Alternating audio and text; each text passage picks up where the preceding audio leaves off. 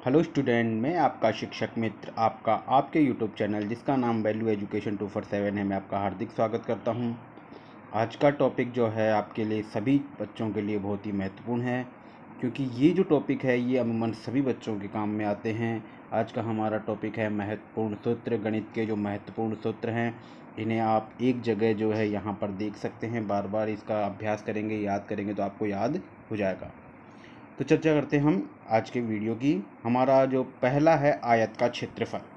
आयत के क्षेत्रफल का सूत्र होता है लंबाई गुणा चौड़ाई, अर्थात उसकी लंबाई को चौड़ाई से गुणा कर देंगे तो हमें आयत का क्षेत्रफल प्राप्त हो जाएगा।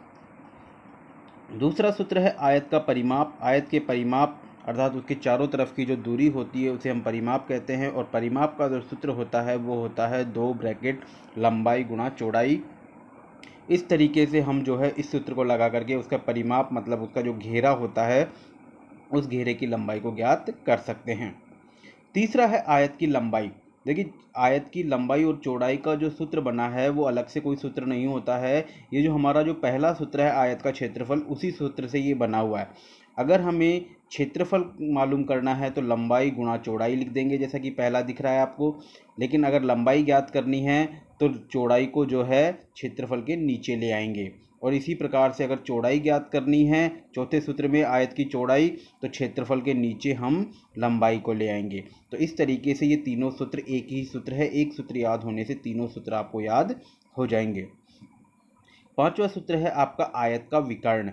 आयत का विकर्ण का मतलब होता है वो जो सबसे लंबी जो भुजा होती है जो कि विपरीत कोणों को मिलाती है, उसे हम आयत का विकर्ण कहते हैं। और आयत का विकर्ण ज्ञात करने का सूत्र होता है ब्रैकेट करके लंबाई का स्क्वायर करेंगे प्लस उसकी चौड़ाई का स्क्वायर करेंगे।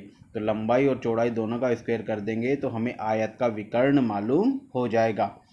अगला है हमारा वर्ग का क्षेत्रफल। देखिए, वर्ग का जो क्षेत्रफल होता है, वर्ग एक ऐसी आकृति होती है जिसमें चारों भुजाएं बराबर होती हैं। जैसा कि आपका जो ये पासा होता है वो वर्ग से ही बना होता है एक तरीके से, ये मान लीजिए। लेकिन वो वर्ग वो घन होता है, ये ध्यान रखिए आप। वर्ग का मतलब हो गया एक ऐसा टुकड़ा जो बिल्कुल चौकोर हो, जिसकी चारों भुजाएं बिल्कुल बराबर हों।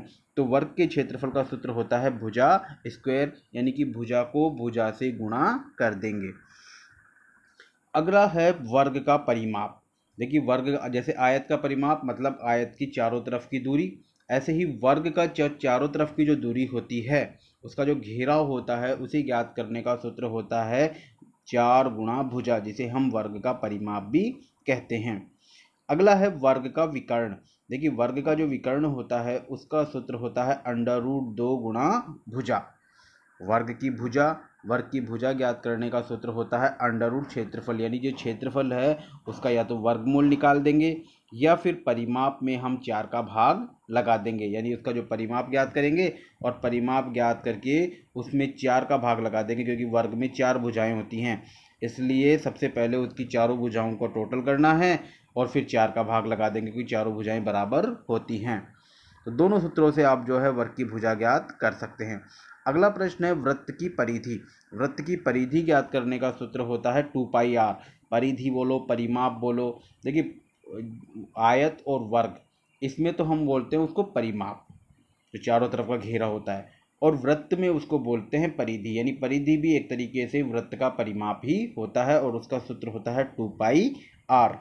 वृत्त के क्षेत्रफल का सूत्र होता है πr²। इस तरीके से हम जो है वृत्त का क्षेत्रफल निकाल देंगे। क्षेत्रफल होता है अंदर की चीज, परिधि होती है बाहर की चीज।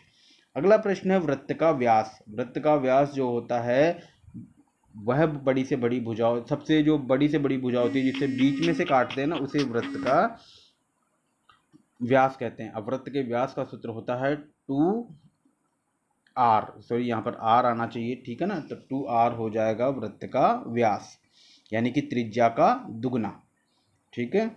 वृत्त की जो त्रिज्या होता है वो व्यास का आधा होता है, जिसे हम व्यास बटा 2 कहते हैं या d/2 कहते हैं। अर्धवृत्त की परिधि, अर्धवृत्त की जो परिधि होती है उसे हम πr कहते हैं। अर्धवृत्त का क्षेत्रफल, देखिए वृत्त का क्षेत्रफल होता है πr², और अर्धवृत्त मतलब उसको आधा कर देंगे तो आधे के लिए उसमें 2 का भाग लगा देंगे। तो अर्धवृत्त के क्षेत्रफल का सूत्र बन गया हमारा πr² बटा 2। अगला सूत्र है घनाभ का पृष्ठीय क्षेत्रफल।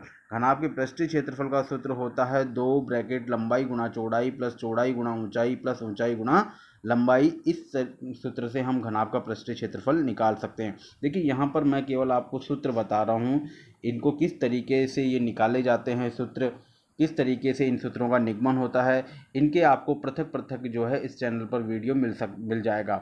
जैसे आपको चाहिए कि ये जो ब्रैकेट घनाभ का जो पृष्ठीय क्षेत्रफल है 2 ब्रैकेट लंबाई गुणा चौड़ाई प्लस चौड़ाई गुणा ऊंचाई प्लस ऊंचाई गुणा लंबाई, ये सूत्र किस तरीके से आता है, किस तरीके से बना हुआ है, कहाँ से आया, कोई आसमान से तो उतर के नहीं आया, ठीक है ना।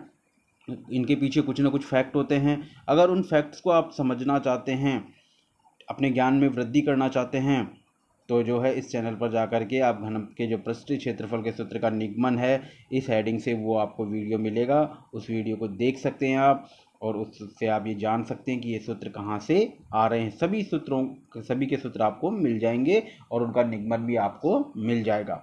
घनाभ के आयतन का सूत्र होता है लंबाई गुणा चौड़ाई गुणा ऊंचाई। देखिए घनाभ जो बनता है वो आयत से बनता है, ठीक है, तो इसीलिए यहाँ लेकिन ऊंचाई भी आ जाती है इसलिए।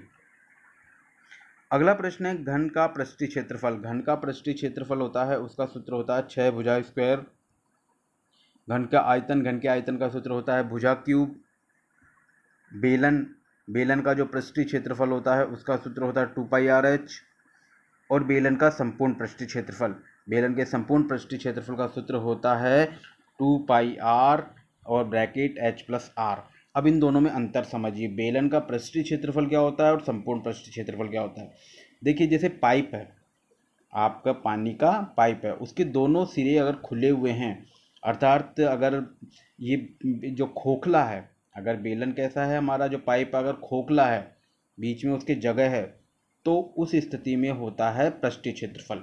लेकिन अगर कोई बेलन भरा हुआ है, यानी कि उस ठोस है बिल्कुल, दोनों तरफ उसके ढक्कन लगे हुए हैं, तो उस स्थिति को बोलते हैं संपूर्ण पृष्ठीय क्षेत्रफल, ठीक है ना। तो जैसे पाइप है, खोखला पाइप जो पानी का पाइप होता है, उसके लिए हम 2πr/h सूत्र लगाएंगे। और जैसे कोई चीज़ बिल्कुल पैक है, अगर उस पाइप में हम कुछ भर दें और उसके दोनों तरफ ढक्कन लगा दें, तो फिर संपूर्ण पृष्ठीय क्षेत्रफल होता है। बेलन का आयतन हो गया, बेलन के आयतन का सूत्र होता है πr²h। इस तरीके से हमने यहाँ पर कुल 22 जो हैं सूत्रों का अध्ययन किया है। इन्हें आप अच्छे से याद कर लीजिए, ये जीवन में कभी ना कभी आपके अवश्य कार्य आते हैं। चाहे आप पढ़ें चाहे न पढ़ें, चाहे आप आगे की कक्षाओं में चले जाएं, चाहे आपने आर्ट सब्जेक्ट लिया हो, लेकिन कहीं ना कहीं दैनिक जीवन में ये सूत्र हमारे ज़रूर काम आते हैं। और ऐसा नहीं हो कि वहाँ जा कर के आप अटक जाएं।